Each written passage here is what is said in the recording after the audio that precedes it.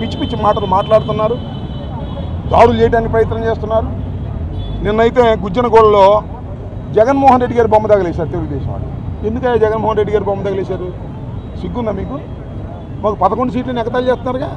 మరి అలాంటి జగన్మోహన్ రెడ్డి గారు అంటే ఎందుకు అంత భయం? మీరు జగన్మోహన్ రెడ్డి గారు బొమ్మ తగిలేసి మా ముక్కు గోకేటటువంటి ప్రయత్నం చేస్తున్నారు. ఇది సమంజసం కాదని కూడా ఈ సందర్భంగా చెప్తూ ఉన్నారు. చంద్రబాబు నాయుడు గారు చెప్తున్నట్టు వాళ్ళ పేపర్లో చూసా, దుష్ప్రచారం చేసే వారి మీదంట కేసులు పెడతాడంట.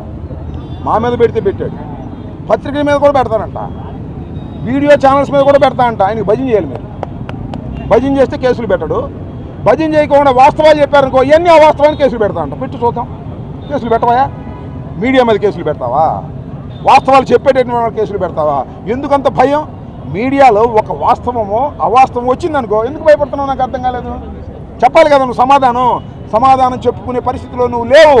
అందువల్ల ఎవరైతే గొంతెత్తి అరుస్తున్నారో నీ అన్యాయానికి వాళ్ళ మీద కేసులు పెడతావు, పత్రికల మీద కేసులు పెడతావు, మనుషుల మీద కేసులు పెడతావు, మీడియా ఛానల్స్ మీద కేసులు పెడతావు. అంటే మీడియా అంతా కూడా భజన చేసే కార్యక్రమం చేస్తే వాళ్ళని చూస్తూ ఊరుకుంటాడనమాట.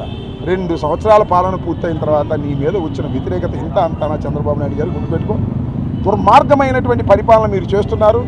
2 ఏళ్లకే 5 ఏళ్లలో రావాల్సినటువంటి ప్రజా వ్యతిరేకత వచ్చింది. నేను మనవి చేస్తున్నా, అయ్యా మళ్ళా వచ్చేది జగన్మోహన్ రెడ్డి గారే. జగన్మోహన్ రెడ్డి గారిని ఎందుకు పోగొట్టుకున్నాం? అనేక సంక్షేమ కార్యక్రమాలు ఇచ్చాడే. ప్రతిరోజు ప్రతి సంవత్సరం ప్రతి నెల డబ్బులు పడతా ఉన్నాయే. ఆ డబ్బులు మనం ఖర్చు పెట్టుకునే వాళ్ళమే, ఖర్చు పెట్టుకునే మార్కెట్ పెరిగేదే. అన్ని రియల్ ఎస్టేట్ ఎంత బ్రహ్మాండంగా జరిగిందండి జగన్మోహన్ రెడ్డి గారి టైంలో. ఇవాళ రియల్ ఎస్టేట్ ఉందా? కొనేవాడు ఉన్నాడా?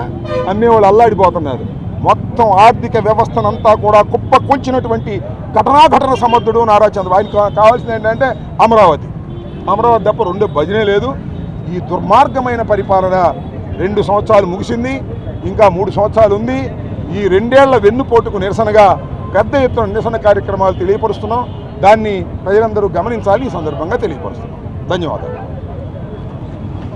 ఇంకా మీరు సామాజిక మాధ్యమాల్లో తిడుతూనే ఉన్నారు. మళ్ళీ ఇంకొకసారి హెచ్చరిస్తున్నా. పిఠాపురంలో ఒకసారి చెప్పాను మీకు, మళ్ళీ మీరు కూర్చొని పాత పద్ధతిలో కనుక మళ్ళీ నాయకులు మళ్ళీ మీరు పిచ్చి ప్రలాపనలు చేస్తే పర్యవసానాలు చాలా తీవ్రంగా ఉంటాయి. గుర్తుపెట్టుకోండి. మిమ్మల్ని మీరు కానీ మీ నాయకులు కానీ మీరు ఒక క్రమబద్ధంగా ఒక పద్ధతిలో మమ్మల్ని విమర్శిస్తే తప్పులను మేము సరిదిద్దుకుంటాం, వివరణిస్తాం. అలా కాకుండా వ్యక్తిగతంగా మళ్ళీ పాత పద్ధతిలో చేస్తే ఈసారి నేనే చెప్తున్నా. మీరు పవన్ కళ్యాణ్ మంచితనం చూశారు, పవన్ కళ్యాణ్ సహనం చూశారు,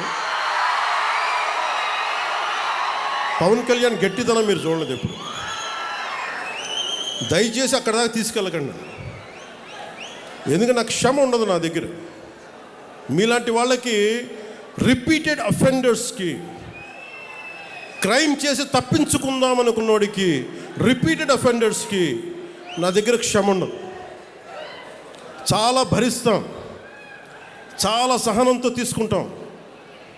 కానీ పదే కూర్చోబెట్టి మేము ఏదైనా చేస్తామని మీరు మళ్ళీ పాత పద్ధతిలో చేస్తే వీఆర్ క్లోజ్గా మానిటర్ చేస్తున్నాం. ఎవరు ఏం మాట్లాడుతున్నారు, ఎవరు ఏం చేస్తున్నారు. మీకు అవకాశం ఇస్తున్నాను. మీరు ప్రజాస్వామ్యబద్ధంగా విమర్శించండి. సౌహృదయంతో కూటమి ప్రభుత్వం